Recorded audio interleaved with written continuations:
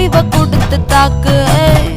என்னடி சித்திரமே இங்க நீ பத்திரமே, சொல்லுடி கட்டளை எத்தனை நான் செய்வேனே.